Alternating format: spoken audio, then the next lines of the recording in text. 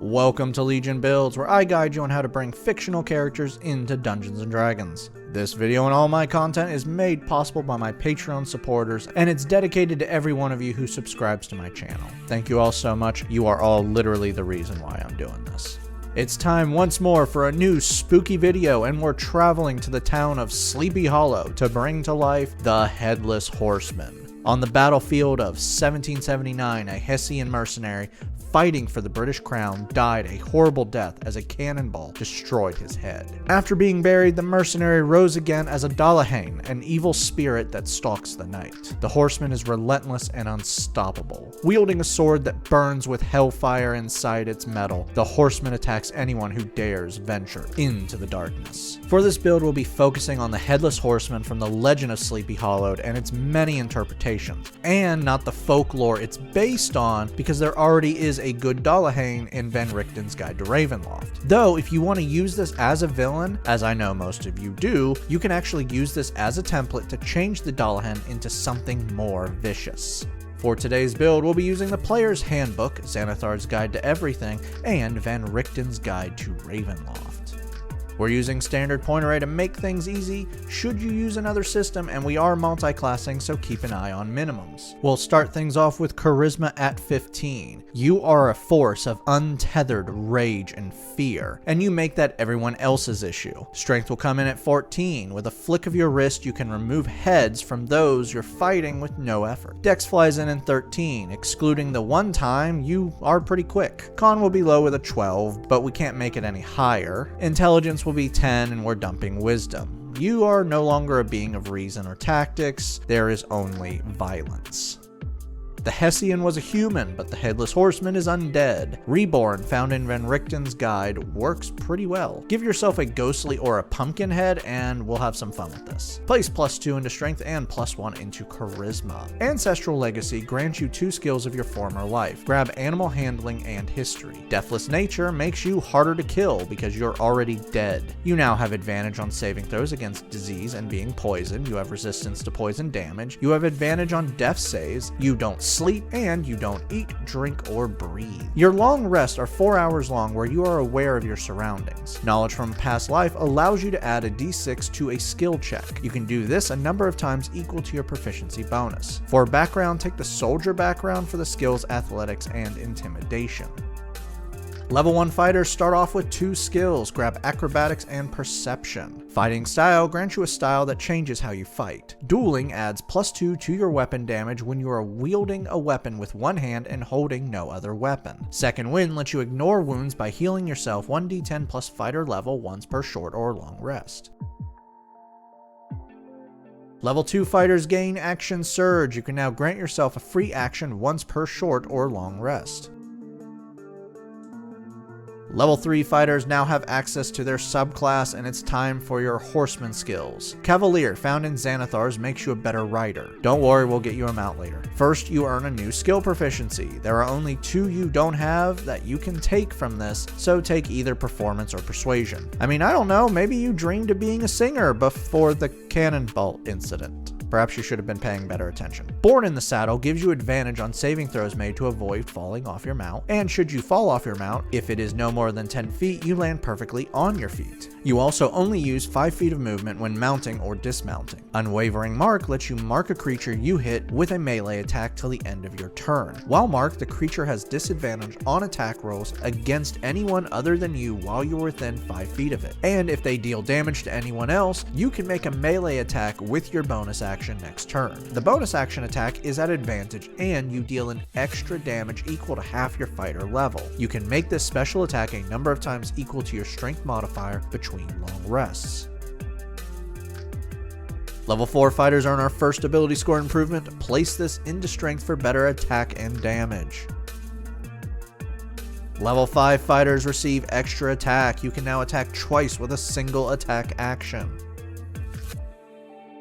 Level 1 Paladins gain Divine Sense. You can extend your awareness 60 feet from you and sense any celestial, undead, or fiend, or a holy or unholy presence. You can do this a number of times equal to your charisma modifier +1 between long rests. Lay on Hands gives you a healing ability to use on yourself or others, but you're just going to end them anyway, so why bother? You now have a pool of healing that equals 5 times your paladin level between long rests. With an action, you can pull as many points as you want to heal yourself. You can also pull a total of 5 points to cure 1 disease or poison.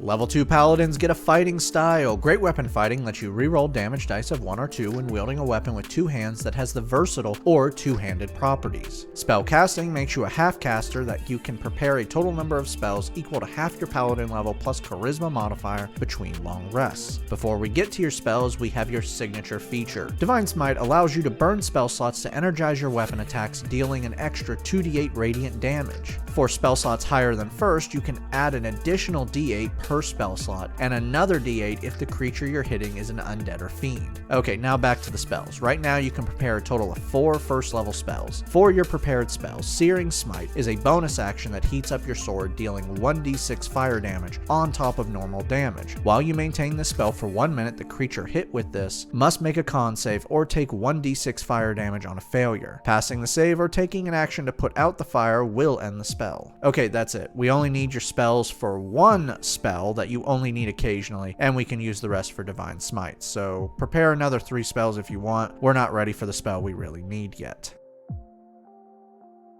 Level 3 Paladins receive their subclass. Vengeance, found in the player's handbook, is just an angry paladin. Remember to check with your DM about oaths. You can use the oath in the book or work with your DM to create an oath that suits your character better. I'm pretty sure you're not about destroying evil, but rage-fueled vengeance for your death. It's up to you and your DM. Also remember, not all paladins serve a god, but they can serve their oath. Talk to your DM about that as well, so they understand what you're going for. Channel Divinity allows you to channel the power of your oath once per long rest. For your Channel Divinity, Vow of Enmity is a bonus action where you choose a creature within 10 feet of you. For the next minute, you will have advantage on all attack rolls to that creature, or until they fall unconscious or hit 0 HP. Abjured Enemy is an action that forces a wisdom save on 1 creature within 60 feet that you can see. Should they fail, they are now frightened of you for 1 minute, and their speed is reduced to 0, and they have no bonuses to speed. If they pass, their speed is half for 1 minute or until they take damage. Oath spells are spells you always have prepared. For your oath spells, Hunter's Mark lets you choose a creature with a bonus action out to 90 feet. For 1 hour while you maintain this spell, you will deal an extra 1d6 damage when you hit them, and you have advantage on perception or survival checks to find them. If they drop to 0 HP before the spell ends, you can use your bonus action to move the mark to another target. Bane lets you curse up to 3 creatures within 30 feet. You force a charisma saving throw, and if they fail, anytime they attack or make a saving throw, they must subtract a d4 from the roll. This lasts for 1 minute while you maintain the spell.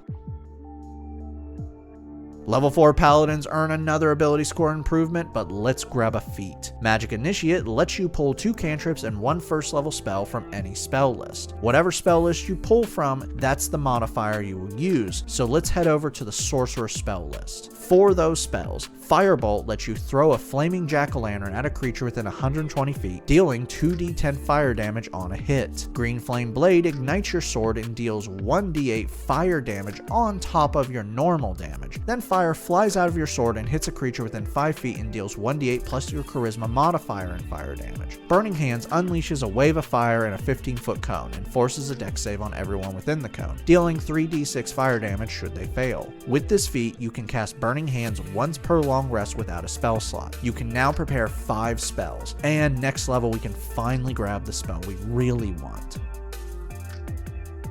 Level 5 Paladins receive 2nd level spells, and here it is. Prepare the spell, Find Steed. This lets you summon a steed after 10 minutes of casting this spell to be your mount. The mount stays with you until it drops to 0 HP and you use the stats of its chosen form, like a war horse found in the player's handbook on page 311. While the steed is with you, it is a celestial, fey, or fiend and has an intelligence of 6 if it starts with a lower intelligence. And you can communicate telepathically if you are both within 1 mile mile of each other. For your oath spells, Misty Step is a 30-foot teleportation you make with a bonus action. Hold Person forces a wisdom save on one humanoid within 60 feet. Should they fail, they are paralyzed for 1 minute while you maintain the spell. At the end of each of the affected person's turns, they can retake the save to end the spell. Level 6 fighters earn another ability score improvement. Place this into Charisma. You can now prepare a total of 6 paladin spells. Your character level 11 now. Firebolt now does 3d10 fire damage, and Green Flame Blade now does 2d8 extra damage to the first target and 3d8 plus Charisma fire damage to the second target. Level 7 Cavalier Fighters gain Warding Maneuver. If you or a creature you can see within 5 feet, like your mount, gets hit by an attack, you can use your reaction to boost the AC of the hit creature. Rolling 1d8, you can add this to the AC, and if the attack still hits, you instead grant resistance to the damage. You can do this a number of times equal to your con modifier between long rests. Level 8 fighters earn another ability score improvement. Cap off Strength. Level 9 fighters receive Indomitable. You can now re-roll failed saving throws, including death saves, once per long rest. Level 10 Cavalier fighters now have Hold the Line. Creatures that move within your reach now provoke an attack of opportunity, and if you hit them with this, you reduce the speed to 0 until the end of the current turn. Level 11 fighters gain another extra attack, bringing your total attacks to 3 with a single attack action. Level 12 fighters earn another ability score improvement. Cap off Charisma. You can now prepare a total of 7 paladin spells.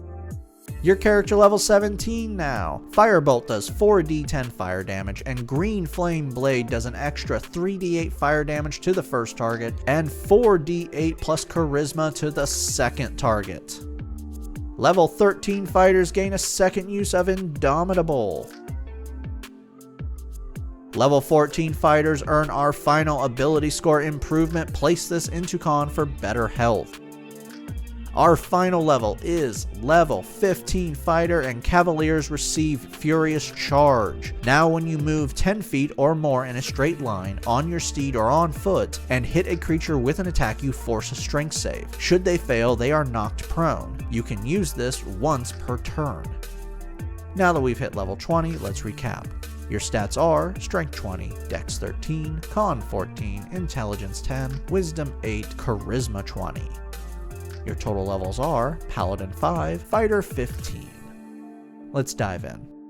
Your attacks are pure fury. Your sword attacks are 1d8 plus 7 single-handed or 1d10 plus 5 double-handed. You can attack a grand total of 6 times with an action surge, plus you can gain an extra attack if they attack someone else or just get too close to you. You also have a ranged attack that deals 4d10 fire damage and can unleash fire, dealing 3d6, or upcast it to deal 4d6 fire damage. You are also very hard to kill with the ability to reroll death saves. You have advantage on those death saves, and you can heal yourself. Finally, you're incredibly mobile, being able to call on your mount or even teleport.